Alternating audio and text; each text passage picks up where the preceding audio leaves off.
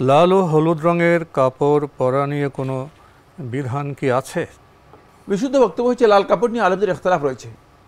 শুদ্ধ কথা হচ্ছে সেটা হলো লাল কাপড় পরা জায়েজ, তবে মানে পরিহার করতে পারলে ভালো।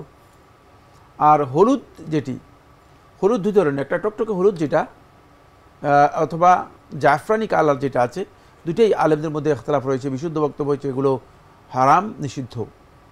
হলুদের মধ্যে এমন হলুদ যে হলুদটা টকটকে হলুদ, এটাও জাফরানি কালারের কাছাকাছি, এটাও নিষিদ্ধ। এটাকে কেউ কেউ মুআসফার হলুদের তর্জমা করেছেন, মানে মুআসফারের তর্জমা করেছেন টকটকে হলুদ হিসেবে।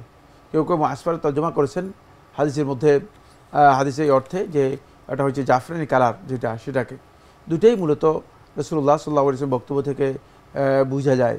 আর এটা আসলে ভিন্ন ধর্মের অনুসারী যারা আছে তারা নিজেদের পোশাক এবং নিজেদের লেবাস হিসেবে তারা গ্রহণ করেছে। ভিন্ন ধর্মের লোকেরা এটাকে নিজেদের লেবাস হিসেবে গ্রহণ করেছে। তাই এ ধরনের টকটকে হলুদ যেটা আছে সেটা পরিহার করা এটাও ওয়াজিব এবং এটা পরা হারাম বা নিষিদ্ধ। তবে লাল যেটা রয়েছে, পরিপূর্ণ লালের ব্যাপারে আলেমদের মধ্যে ইখতিলাফ রয়েছে। কেউ কেউ হারাম বলেছেন, কেউ কেউ মাকরুহ বলেছেন, কেউ বলেছেন জায়েজ। তো যেহেতু রাসূলুল্লাহ সাল্লাল্লাহু আলাইহি ওয়াসাল্লাম একটি হাদিস থেকে বোঝা যায় এবং অন্য রিওয়ায়াত থেকে বোঝা যায় যে রাসূলুল্লাহ সাল্লাল্লাহু আলাইহি ওয়াসাল্লাম হুল্লাতুন হামরা, লাল গাউন রাসূলুল্লাহ সাল্লাল্লাহু আলাইহি ওয়াসাল্লাম পরেছেন। তো লাল গাউন কী ধরনের লাল? যদিও আলেমদের মধ্যে কেউ করেছে লালের সাথে সেখানে মিশ্রণ ছিল, লালের সাথে থাকে মিশ্রণ ছিল। যদি লালের সাথে মিশ্রণ থাকে তাহলে এই মাসআলার মধ্যে দ্বিমত নেই।